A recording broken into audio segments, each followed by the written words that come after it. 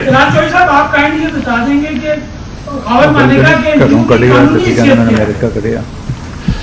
ایک تو آپ کو پتا ہے کہ 62-63 پہ اچھا مسلمان ہونا بھی شامل ہے، اور وہ مسلمان جس کے اپنے کردار اور اس کی نکاح بڑی اہم چیزیں ہیں.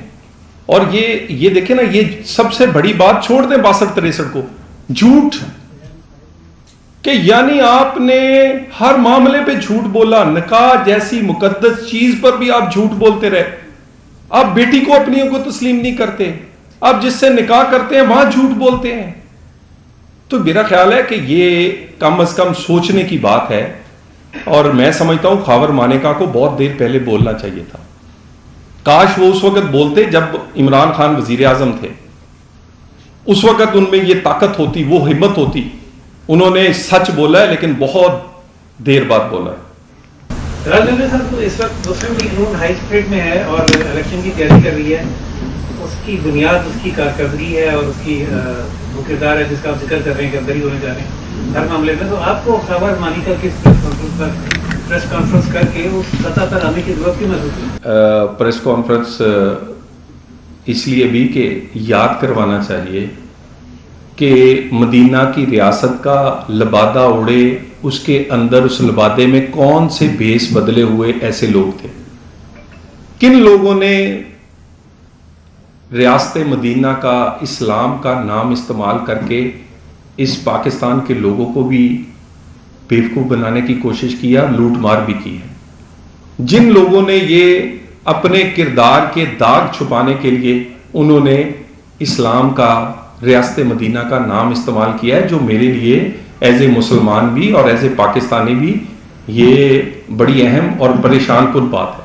تو میرا خیال ہے اس میں ہم تو میں دوبارہ کہتا ہوں کہ آئیں مقابلہ کر لیں ہمارے ساتھ کردار کا اور کارکردگی کا. چلیں کردار، آپ کہتے ہیں کردار آپ سے، آپ کے پاس بات کرنے کو نہیں، کارکردگی پہ آ جائیں. 10 سال میں نون لیگ نے پنجاب میں کیا دیا، کے پی کے میں پی ٹی آئی نے کیا دیا، اور 15 سال میں پیپلز پارٹی نے سندھ کو کیا دیا. آج دیکھ لیں کراچی، لاہور اور پشاور کا مقابلہ کر لیں. لاہور میں تو اوپر سے اورنج لین، نیچے سے میٹرو، کارپٹ سڑکیں، وہاں پر زبردست درسگاہیں اور باغیچے ہیں، اور کراچی میں تو لوگ کوڑا بھی نہیں اٹھاتے. اور پشاور میں تو آپ دیکھ لیں اس کی اس وقت حالت کیا ہے. ایک ہسپتال میں ایک ڈسپینسری نہ بنانے والوں نے ایک میٹرو جو نقل مار کے بنائی گئی ہے، نقل کے لیے بھی عقل کی ضرورت ہوتی ہے. کاش وہ عقل یہ شہباز شریف سے لے لیتے. جتنے کی ایک میٹرو نہیں بنا سکے، شہباز شریف نے 4 بنائی ہیں. اور اس کے بعد کیا دیا ہے ان 10 سالوں میں؟ کوئی کارپٹ سڑکیں دی ہیں، مفت دوائیاں دی ہیں، دانش پبلک سکول دیے ہیں.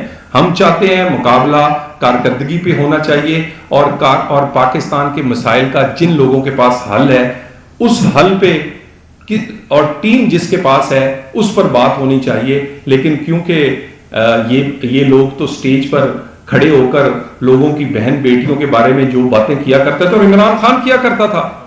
مجھے آج یاد ہے کہ یہ کتنا نیچ آدمی ہے. مریم صاحبہ کے بارے میں جلسوں میں، میری ذات کے بارے میں اس نے باتیں کی ہیں، اور اپنا کردار دیکھ لیں اس کا. اور لوگوں کی کسی بہن بیٹی کو نہیں چھوڑا.